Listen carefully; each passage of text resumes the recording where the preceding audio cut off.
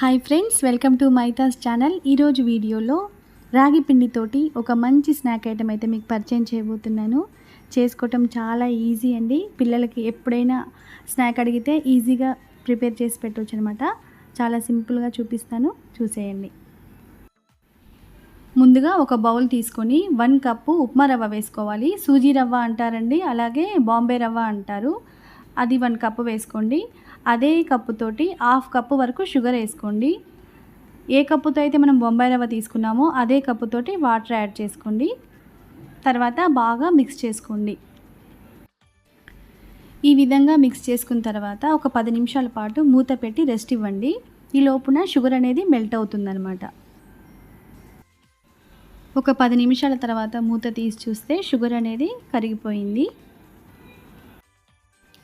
ఒకసారి బాగా మిక్స్ చేసుకున్న తర్వాత ఏ కప్పుతో అయితే మనము బొంబాయి రవ్వ తీసుకున్నామో అదే కప్పుతోటి 2 కప్పుల వరకు రాగి పిండిని వేసుకోండి.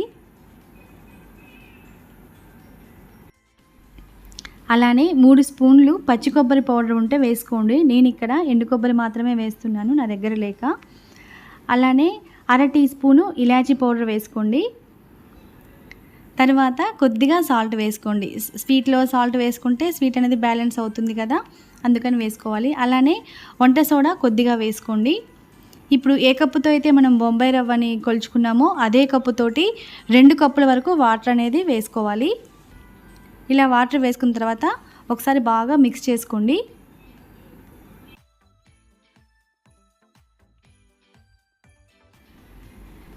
ఈ విధంగా మిక్స్ చేసుకున్న తర్వాత 1 కప్పు గోధుమ పిండి వేసుకోవాలి. గోధుమ పిండి వేసుకున్నాక ఒక 2 నిమిషాల పాటు బాగా మిక్స్ చేసుకోవాలన్నమాట.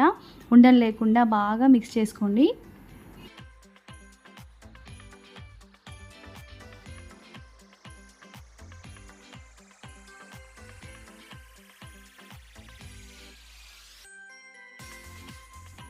ఇప్పుడు కళాయిలో డీప్ ఫ్రైకి సరిపడా ఆయిల్ వేసుకొని ఆయిల్ వేడి చేసుకోండి. ఆయిల్ వేడైన తర్వాత ఈ విధంగా స్లోగా పిండిని తీసుకొని వేసుకోవాలన్నమాట. ఒకటి పొంగిన తర్వాతనే ఇంకొకటి వేసుకోవాలండి. వెంటనే వేసుకుంటే పొంగదనమాట. ఒకటి పొంగి పైకి తేలుతున్నప్పుడు రెండోది కూడా వేసుకోండి. ఇక్కడ నేను గుంటది తీసుకున్నాను కళాయి. మీ దగ్గర ఫ్లాట్గా ఉండే కళాయి తీసుకుంటే చాలా ఎక్కువ వేసుకోవచ్చు అనమాట. అది కూడా చూపిస్తాను. కళాయి పెట్టాను.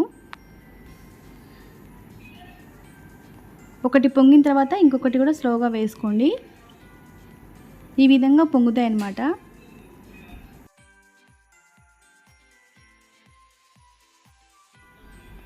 స్టవ్ని మీడియం ఫ్లేమ్లోనే పెట్టుకొని ఇటు అటు టర్న్ చేసుకుంటూ వీటిని ఫ్రై చేసుకోవాలి. ఈ విధంగా ఫ్రై అయిన తర్వాత ఒక జాలి గరిటె తీసుకొని ఒక 5 సెకండ్స్ వరకు జాలి గరిటెలో వేసుకొని తీసేసుకోవటమేనండి. ఆయిల్ కూడా ఎక్కువగా పీల్చదు. ఇప్పుడు వెడల్పుగా ఉన్న కళాయిని తీసుకున్నాను. దాంట్లో కూడా సేమ్ ప్రాసెస్ అండి. కొద్దిగా పిండి వేసుకున్నాను, పైకి లేచాయి. 2 వైపులా కూడా ఫ్రై చేసుకోవాలన్నమాట. స్టవ్ని మీడియం ఫ్లేమ్లోనే పెట్టుకొని ఈ విధంగా ఫ్రై చేసుకోండి. సింపుల్గా ఈజీగా ప్రిపేర్ చేసుకోవచ్చండి. తప్పకుండా మీ పిల్లలకి ట్రై చేసి ఎలా ఉందో కామెంట్ సెక్షన్ ద్వారా కామెంట్ చేయండి. మరిన్ని వీడియోస్ కోసం నా ఛానల్ని సబ్స్క్రైబ్ చేయండి. Thank you for watching.